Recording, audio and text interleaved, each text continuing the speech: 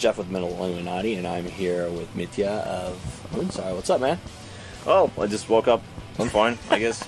He was telling us a little bit about having to wipe all the blood and stuff off with baby wipes. Yeah, and in some American venues you don't get a shower, so you have to use the sink in the bus and try to get it off with baby wipes. In a tour bus that doesn't have power, so you're just kind of estimating if you hit the right spot, and usually you don't. Yeah. In Europe, is there a lot more availability of showers at the venues and stuff? Or? Well, it depends. In the beginning of the tour, we got a lot of them in pretty much in every venue, but it's getting more scarce nowadays. Yeah.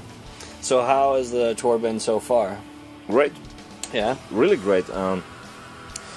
It's great to tour in the US and in Canada, in North America in general. And we started off in Canada with great crowds, then came to USA for a few shows in Cleveland and what else. And pretty much we've been across the border a couple times, and now it's just coming down the coast. What is the greatest difference you find between touring Europe and US, Canada, North America? The biggest difference right now is that I think the crowd here is better. Oh, okay.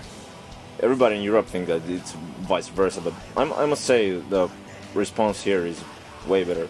I think it's a grass is always greener on the other side kind of thing, because the American bands always go oh yeah, it's great going to Europe, and then the European bands go, oh, it's great here. Well, yeah, they have their different things that are good. Like in Europe, you get the festivals. The problem in Europe is that you also get all the bands. In the American bands, the European bands, if you tour in Germany, for example, it's very hard to get the crowd really excited because everybody toured there. And here, at the moment, we see kind of enthusiasm that doesn't exist in Europe because we've been touring there for 10 years or something. And all these bands have been touring there for a long time, so everybody know what they're gonna see.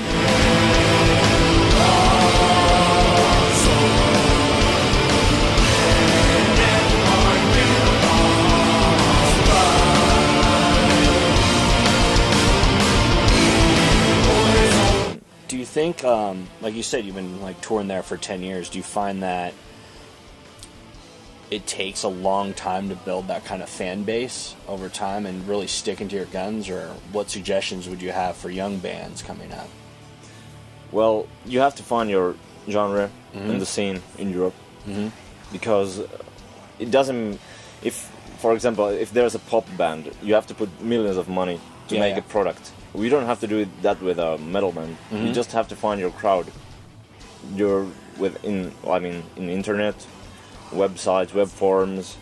When the people start following your music and what you're doing, that's the case. When you realize that you have a fan base somewhere that they're waiting for you to come, then just go there. Cool.